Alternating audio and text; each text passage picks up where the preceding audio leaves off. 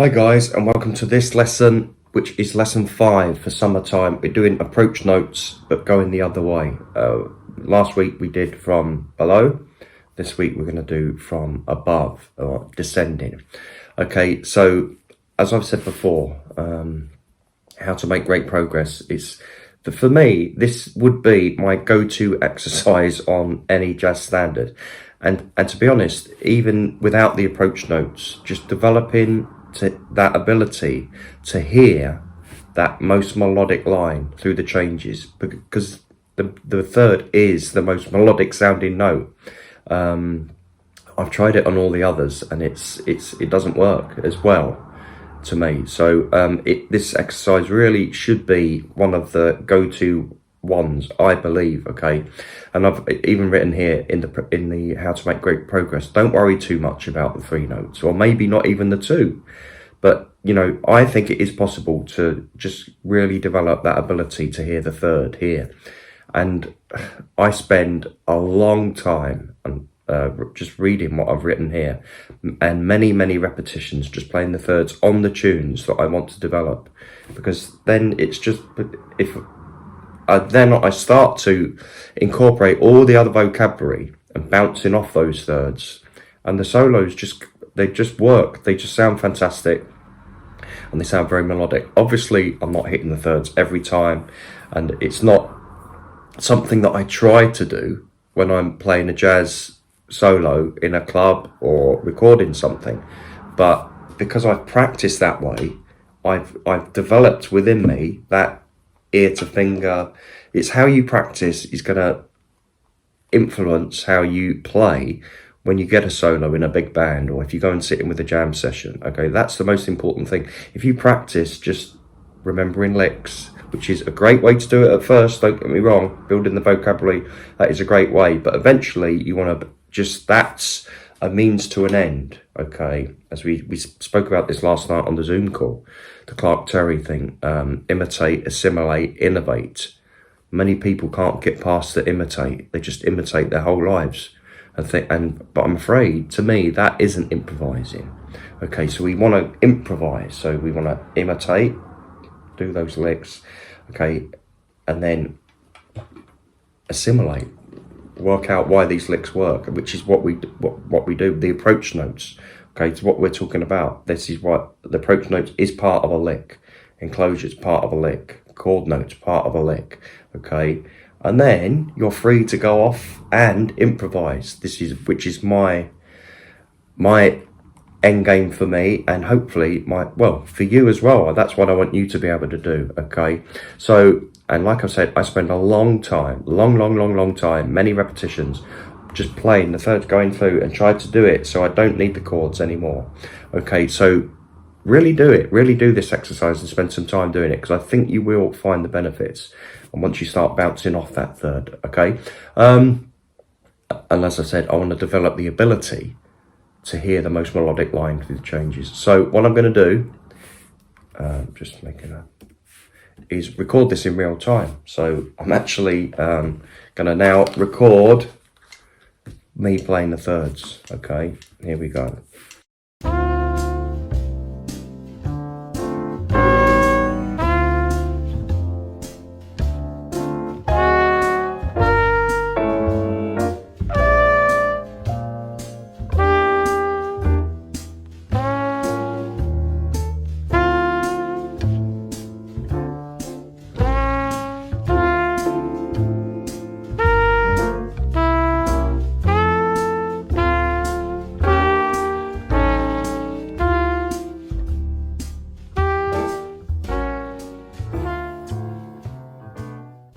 Okay guys, here we go with number 2. Okay,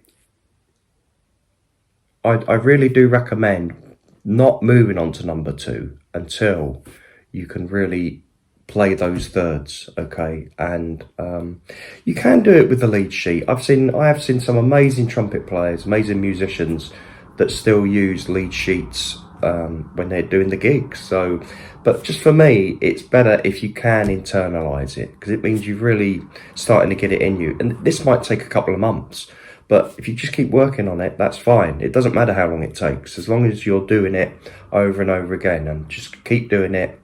And eventually you will be able to do it, I'm sure. Okay, but here I go now.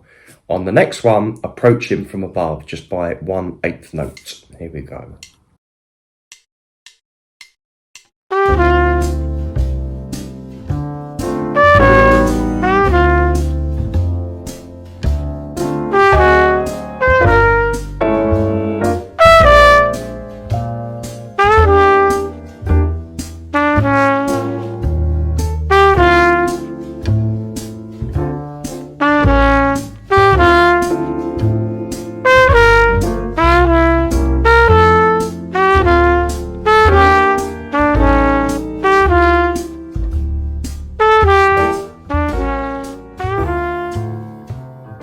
Okay, and you can really get that sense of forward motion, okay? And as I mentioned in the lesson plan last week, like Miles Davis said, everything is in the pickup. So if you're just going da and hitting everything on beat one, it's better if you're coming in on the da and 1 and 3, da da da da. It's going to just give you your solos more syncopation, a bit more of a lift. Okay, guys, so here I go with activity number 3, and I'm approaching by 2/8 notes, or quavers, as we say in the UK. Okay, and already just by doing this, I think it gives it that sort of nice, cool Chet type sound. So, you know, if you could just, this is why we're really building up our vocabulary, by doing these types of exercises. Boo ba da, and especially if you boo ba da from below 2, mixed in with a bit of enclosures, mixed in just with some simple syncopation. You can play a beautiful melodic solo, you know, in very short amount of time if you do the right practice. That's what it's all about, practicing the right way. Okay, so practice these exercises. It's not by mistake that I'm sometimes doing the same exercises but on a different tune, because they work. It's like, for me, this has been like the key to the city, literally, practicing this exercise, because it totally got me away from trying to remember, trying to think all the time. Because you just, you know, if you can just take all that off and just try and listen and hear, and because you've done it and drilled it, just playing those thirds and down and up, you stand much more chance of playing a melodic solo, because that's what you're going to hear, because you've done it so many times in the practice room. Okay, here we go. 2/8 notes from above. Okay.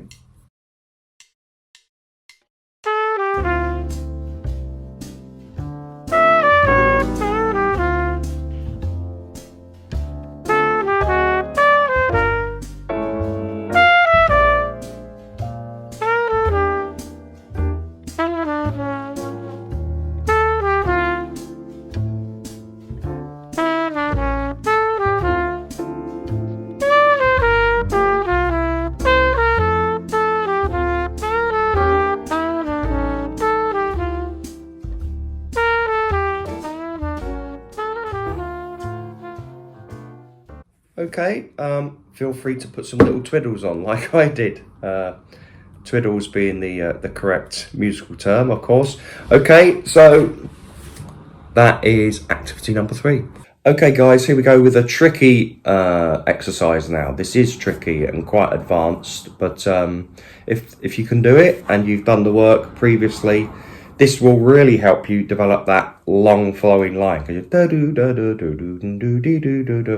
Few enclosures, approaching from above, approaching from below.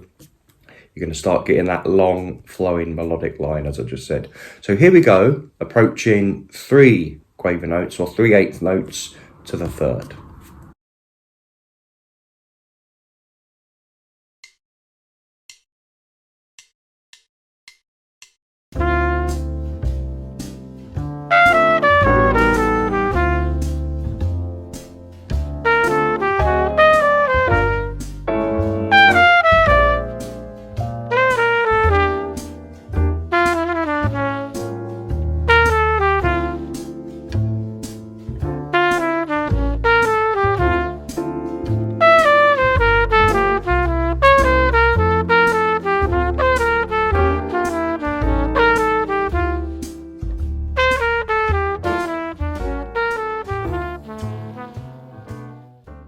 Okay, guys, so something else which is going to really help you sound authentic is just spend time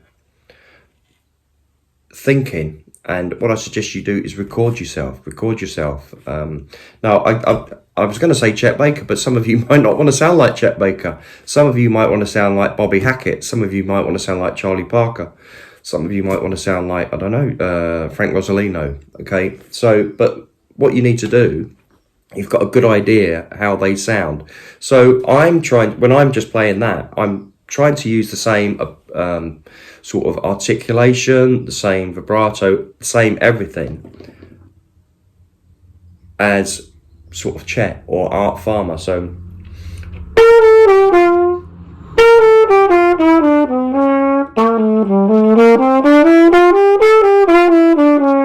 okay, so if you need or you want to take it even a step further, just be really aware of sounding as authentic as you can. It's not all about the notes.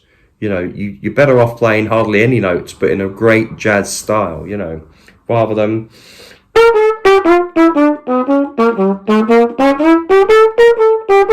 Okay, you might play all the right notes and think, yeah, I can play that exercise, but if you're playing it like that, it doesn't really mean anything. Where if you actually...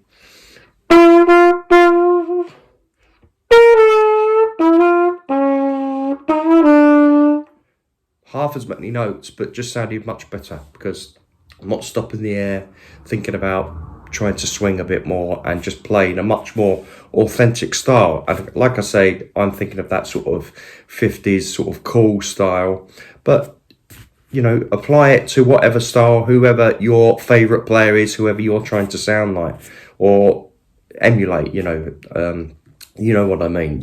We've all got a sound in our head, how we want to sound. Okay, if you haven't, then you're not going to sound like anything, because you need to have that in your head, how you want to sound, or in your ears, and then you stand a good chance of sounding like that. If you've not listened enough to the great players, then that's going to have a direct impact on how you sound as an improviser. Okay, so great, even if you're in the car with a CD or whatever you're doing, Bluetooth or MP3, sing along with your favorite solos, because that can really boot up, rather than do da da da da da da da da da. No one sounds like that, do they? And when I sing it like that, you think, no one does sound like that. But the first one, all right, yeah. So if you can sing like that, then